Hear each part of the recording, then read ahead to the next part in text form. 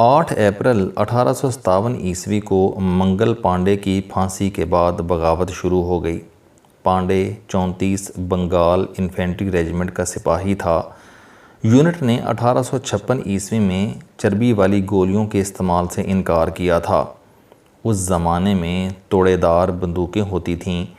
جوانوں کو کارتوس دیے جاتے تھے جن میں بارود ہوتا تھا۔ جوان دانتوں سے کارتوس کا سر توڑ کر بارود بندوق کے پائپ میں بھرتے تھے، لوہے کی سلاخ سے بارود کو پریس کرتے تھے، پھر اس میں لوہے کی گولی پھنساتے تھے اور آخر میں نشانہ لے کر فائر کر دیتے تھے۔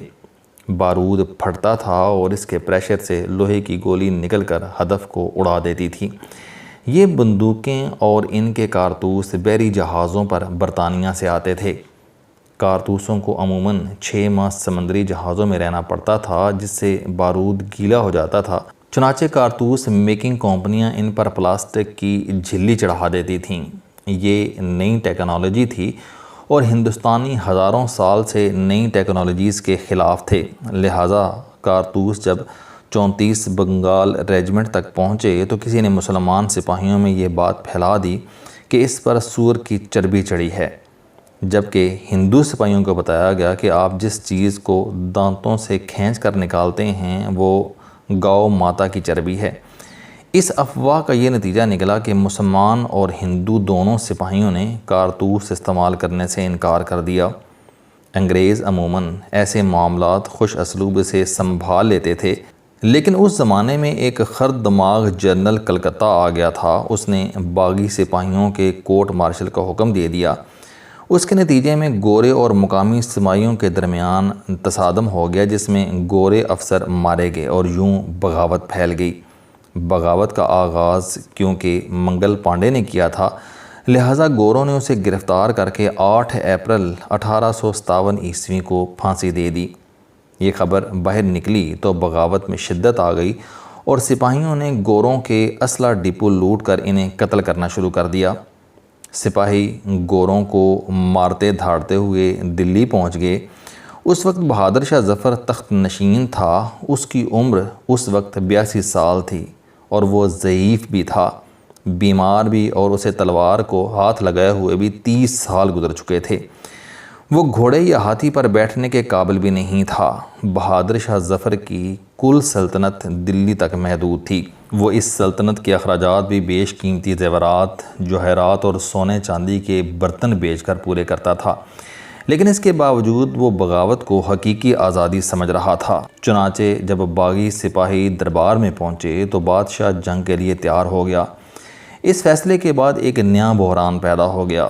معلوم ہوا کہ مغل خاندان کے کسی ایک شہزادے کو تلوار چلانی ہی نہیں آتی۔ شہزادے صرف 3 کاموں کے ایکسپرٹس تھے: کبوتر اڑانا، مشاعرے پڑھنا اور مجرے سننا۔ بہادر شاہ ظفر کے پاس فوج تھی، مگر وہ فوج صرف ڈرم بجا سکتی تھی یا بادشاہ کو سلیوٹ کر سکتی تھی، اسے لڑنا بالکل نہیں آتا تھا۔ سپاہیوں نے 20 سال سے تلوار بازی کی پریکٹس تک نہیں کی تھی۔ چنانچہ پھر اس کا کیا نتیجہ نکلا؟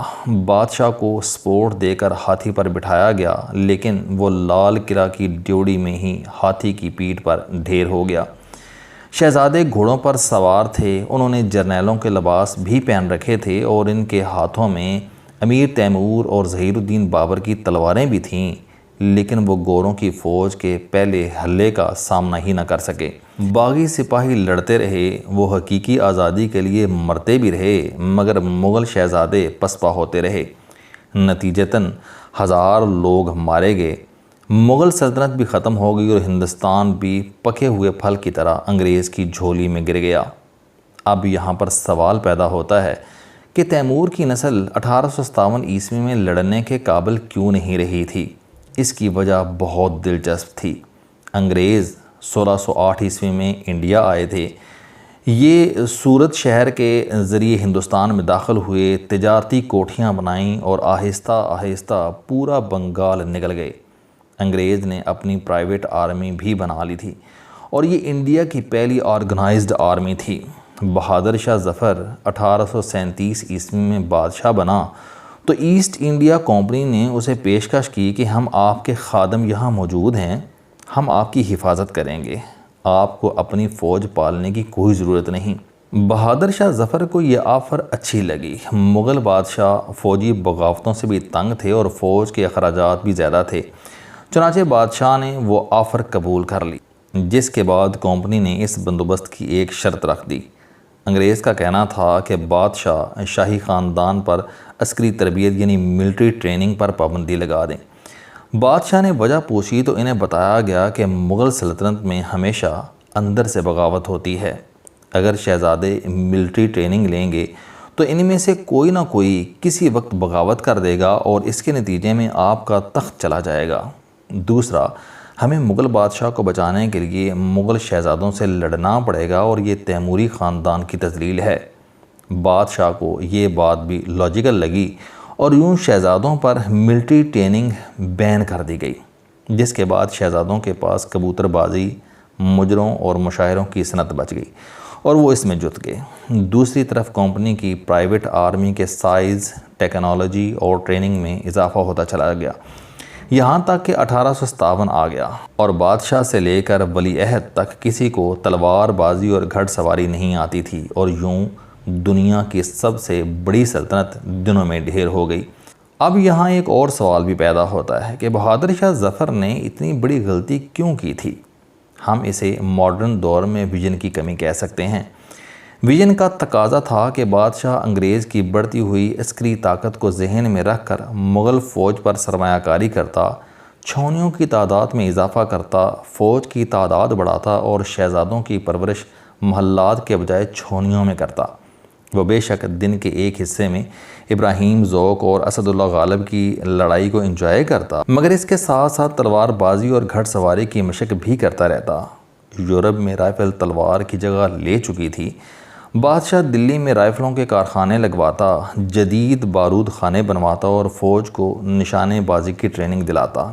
اس سے یقیناً 1857 عیسوی میں تاریخ بدل جاتی اور انگریز ہندوستان سے فرار ہونے پر مجبور ہو جاتا، لیکن بہادر شاہ ظفر کیونکہ ویژن کی نعمت سے محروم تھا، لہٰذا وہ یہ اندازہ ہی نہ کر سکا کہ ہندوستان جیسے بڑے ملک کے لیے بڑی فوج اور اورنگزیب عالمگیر جیسے سپہ سالار ضروری ہوتے ہیں، اور اگر بادشاہ اور اس کی اولاد کا زیادہ تر وقت کبوتروں، شاعروں اور طوائفوں کے ساتھ گزرے تو پھر سلطنت نہیں بچ سکے گی، اور آخر میں یہی ہوا۔ مغل سلطنت ختم ہو گئی اور پیچھے بہادر شاہ ظفر کے بیچارگی اور حسرت میں ڈوبے ہوئے چند اشعار رہ گئے۔ ہم بھی غلطی سے بہادر شاہ ظفر جیسی غلطی کر بیٹھے ہیں۔ ہم محدود وسائل کے باوجود تاریخ کی پہلی اسلامی ایٹمی طاقت بن بیٹھے ہیں۔ یہ بظاہر بڑی اچیومنٹ ہے۔ ایک ایسا ملک جو آج تک لوگوں کو پینے کا صاف پانی نہیں دے سکا، جو اپنی کل آبادی کا تخمینہ نہیں لگا سکا اور جو 75 برسوں میں ایک بھی free and fair and transparent election نہیں کروا سکا، وہ صرف $500 ملین لگا کر ایٹمی طاقت بن گیا۔ لیکن یہ اچیومنٹ کے ساتھ ساتھ ہماری غلطی بھی تھی۔